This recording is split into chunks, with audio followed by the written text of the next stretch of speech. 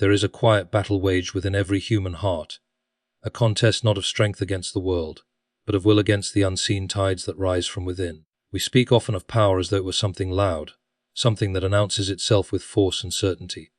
Yet the truest form of power is rarely visible. It does not shout. It does not demand attention. It simply governs. A man may conquer a city and still be a servant to his own temper. Another may appear ordinary, unnoticed by the crowd, yet possess a sovereignty far greater, because he has learned to rule the storm inside him. It is a curious thing that emotions, though fleeting by nature, can so easily become masters if left unexamined.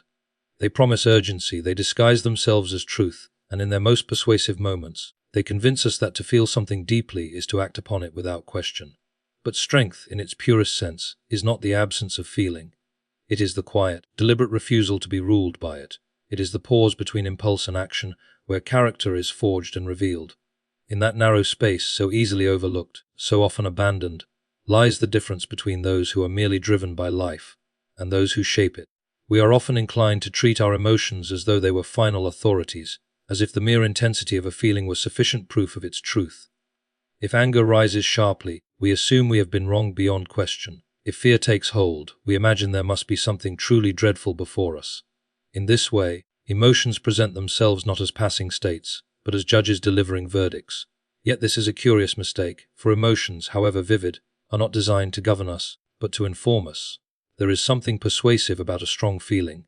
It arrives uninvited, fully formed, and speaks with a kind of urgency that reason rarely matches. It does not argue its case, it insists upon it. A man in the grip of jealousy does not calmly weigh evidence. He feels certain. A person overtaken by frustration does not pause to consider proportion. He reacts as though the moment demands it. In such instances, emotion wears the disguise of authority, and because it feels immediate and real, we are tempted to obey without question. But to grant emotion this position is to place ourselves under the rule of something that is, by nature, unstable. Emotions shift with circumstance, with fatigue, with memory, even with the smallest changes in our environment. What angers us today may seem trivial tomorrow. What frightens us in one moment may appear harmless in another. If we were to follow every emotional impulse as though it were law, we would find ourselves living inconsistently, pulled in different directions by forces that cannot sustain a single course. This is not to say that emotions are without value.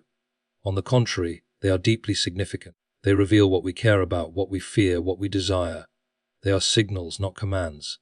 To ignore them entirely would be to neglect an important part of our humanity. Yet to obey them blindly is to misunderstand their role. They are meant to be examined, not enthroned. Consider how easily a moment of anger can convince us to speak words we would never defend in calmer reflection. In that instant, the emotion claims necessity. It tells us that silence would be weakness, that restraint would be dishonesty. And yet when the feeling subsides, we often see that what seemed necessary was merely urgent, and what seemed justified was only momentary. The authority we granted to that emotion dissolves as quickly as it arose, leaving behind consequences that are far more lasting than the feeling itself. There is, then, a distinction to be made between feeling and judgment. Feeling arises, judgment must be formed. The former happens to us, the latter belongs to us. When we confuse the two, we surrender something essential, our capacity to choose. It is a subtle surrender, often unnoticed, but it is no less significant for being quiet. For in allowing emotions to dictate our actions, we become reactive rather than deliberate, driven rather than directed. To recognize that emotions are powerful, but not authoritative, is to reclaim a certain kind of freedom. It allows us to experience them fully without being compelled to act upon them immediately. It creates a space, however small, in which we can ask whether the feeling before us deserves our obedience or merely our attention. In that space, reason is given room to speak, and character is given the chance to act. There is, in every moment of strong feeling, a narrow space that often escapes our notice, a brief interval between what we experience and what we do. It is so slight, so easily overlooked, that many live as though it did not exist at all. Yet within that small gap lies a remarkable distinction, one that separates those who are carried along by their impulses from those who quietly govern themselves. It is not the feeling itself that determines the outcome, but what is permitted to occur in that pause. Most people imagine strength as something immediate, something that responds without hesitation. Quickness is often mistaken for certainty, and reaction for resolve. When anger is met with instant retaliation, it appears decisive. When fear produces immediate withdrawal, it feels justified. Yet such responses, though swift, are not necessarily strong. They are simply unexamined. They arise not from mastery, but from submission to the first impulse that presents itself. The pause, however, introduces a different kind of power. It interrupts the automatic chain between feeling and action. In that interruption, even if it lasts only a second, something significant becomes possible. One is no longer bound to act as the emotion dictates. Instead, one is given the opportunity to consider whether the feeling should be followed at all. It is here that strength begins to take a quieter, less obvious form. This pause is not dramatic. It does not announce itself. It feels, if anything, like restraint, like holding back when something within urges immediate release. It may even seem unnatural at first, as though one is resisting what feels most authentic. But authenticity is not measured by how quickly we act on our emotions. A feeling may be genuine, yet still unworthy of expression in its raw form. To pause is not to deny the feeling, but to refuse its claim to immediate authority. In that moment of hesitation, reason is given room to enter. Questions that would otherwise be drowned out by urgency begin to surface. Is this reaction proportionate? Is it necessary? Will it lead to something worth the cost it carries? These questions are rarely asked in the heat of impulse, for impulse does not invite inquiry. It demands compliance. The pause, by contrast, allows for reflection, and reflection introduces the possibility of choice. What is often overlooked is that this space, however brief, is where character is revealed. Anyone can act according to how they feel in the moment. It requires no discipline to follow the path of least resistance within oneself. But to stop, even for an instant, and examine that impulse before acting upon it, that is a different matter. It suggests not the absence of emotion, but the presence of control. Over time, this practice of pausing begins to reshape how one engages with experience itself. Emotions still arise, as they always will, but they no longer dictate the immediate course of action. Instead, they become part of a larger process, one that includes awareness, consideration, and deliberate response. The individual is no longer merely reacting to circumstances, but participating in how those circumstances unfold. It is a quiet shift, almost imperceptible from the outside, yet deeply transformative within. For in learning to inhabit that small space between feeling and action, one discovers that strength is not found in the force of the reaction, but in the discipline of the pause. There is within us a persistent tendency to act swiftly upon whatever feeling presses most urgently for expression. Impulse has a peculiar character. It does not wait to be examined, nor does it invite careful consideration. It presents itself as something immediate and necessary, as though delay would somehow diminish its truth. In this way, impulse seeks not merely to influence our actions, but to command them, quietly assuming a position of control without ever justifying its authority. It is not difficult to see why this occurs. Impulse is closely tied to emotion, and emotion, as we have observed, carries with it a sense of urgency. When something angers us, the impulse to respond feels almost inseparable from the anger itself.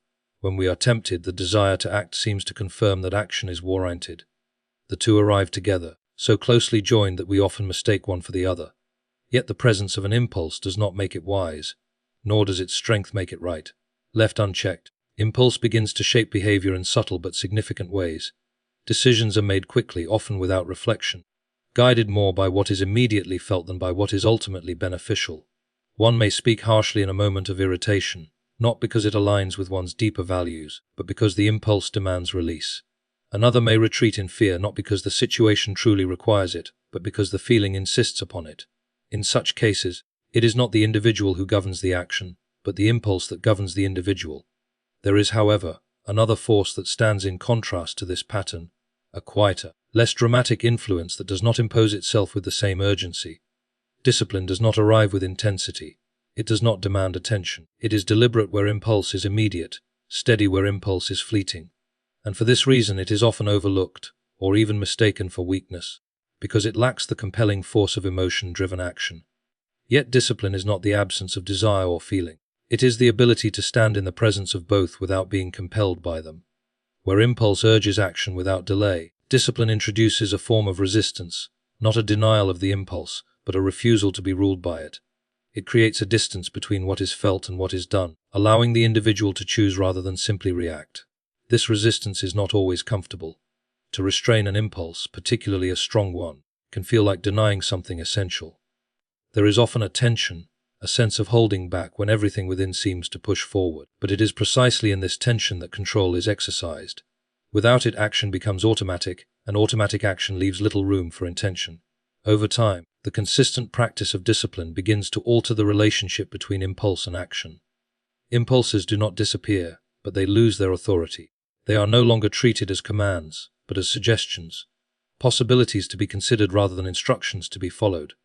The individual becomes less reactive, more deliberate, guided not by the intensity of the moment, but by a steadier sense of direction. It is easy to underestimate this shift, because it lacks the outward signs we often associate with strength. There is no spectacle in resisting an impulse, no immediate recognition. And yet, it is in these quiet moments of restraint that a deeper form of control is established. For when impulse no longer dictates behavior, it is discipline that takes its place, restoring a sense of order within that impulse alone cannot sustain.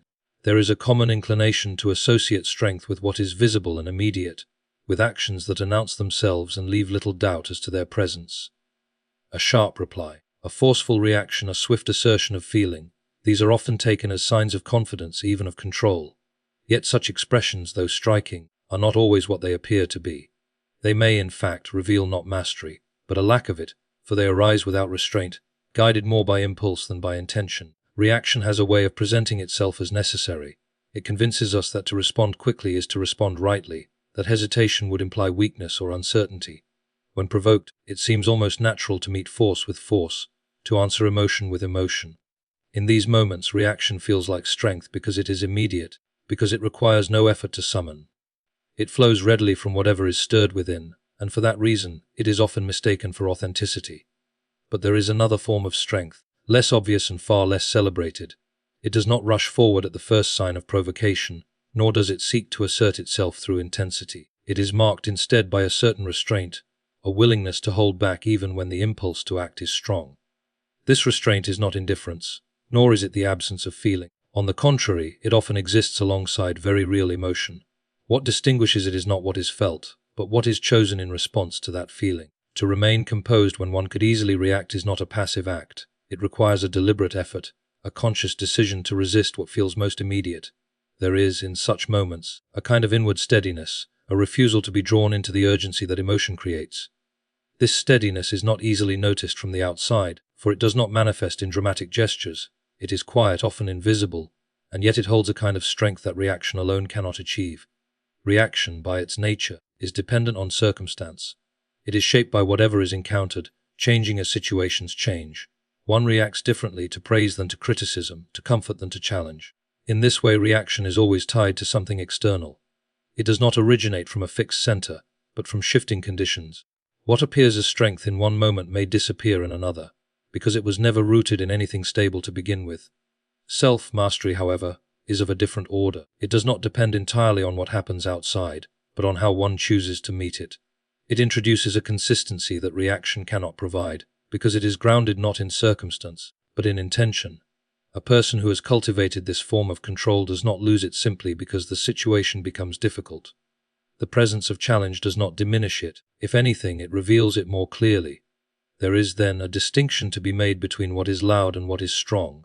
Loudness draws attention, but strength endures without needing to be seen. A reactive response may satisfy the immediate urge to act, but it does not necessarily reflect control. Quiet restraint, on the other hand, may go unnoticed, yet it signifies a deeper command over oneself. It is not easy to choose silence when speech would be easier, nor to remain steady when reaction would be more instinctive. Such choices often feel unnatural at first, as though one is resisting a part of oneself. But in time they reveal a different kind of capacity, not the ability to overpower others, but the ability to govern one's own responses, even when every impulse suggests otherwise. There is a peculiar difficulty in attempting to govern something we scarcely notice. Much of what occurs within us happens with such familiarity and speed that it passes without examination. Thoughts arise, emotions follow, and actions proceed as though part of a continuous chain, unbroken and unquestioned. In this way, a person may live for years reacting to internal movements he has never truly observed, guided by forces that remain largely unseen. It is not that these inner experiences are hidden in any deliberate sense. They are present enough, felt clearly and often intensely, but feeling something is not the same as understanding it. One may be aware of being angry, for instance, without recognizing what prompted it, or how it has begun to shape one's perception of everything else. In such a state, the emotion is experienced, but not examined, and because it is not examined, it is free to influence without resistance. Awareness, in its proper sense, introduces a pause into this otherwise automatic process. It allows one to notice not only that a feeling exists, but how it arises, how it shifts, and how it seeks expression. This noticing is not passive. It requires attention, and attention, unlike impulse, does not come unbidden. It must be directed, often deliberately, toward what would otherwise remain in the background. At first, this effort can feel unnatural. There is a tendency to become absorbed in whatever is most immediate, to follow a feeling as it develops rather than to step back and observe it. To do otherwise can seem like creating distance from one's own experience, as though one were dividing oneself into observer and participant. Yet it is precisely this distinction that allows for a clearer understanding of what is taking place within. When awareness is present, emotions lose some of their capacity to overwhelm. They are still felt, sometimes just as strongly as before, but they are no longer indistinguishable from the self. One begins to see that a feeling, however intense, is something that occurs within, not something that defines the whole of one's being. This recognition, subtle as it may be, creates a kind of space, small at first, but significant. Within that space, it becomes possible to question what would otherwise be accepted without thought. One may begin to notice patterns, certain situations that provoke irritation, particular thoughts that give rise to anxiety, familiar reactions that repeat themselves with little variation. These patterns, once seen, are no longer entirely unconscious. They can be anticipated and in some cases altered. Without such awareness, attempts at control often falter.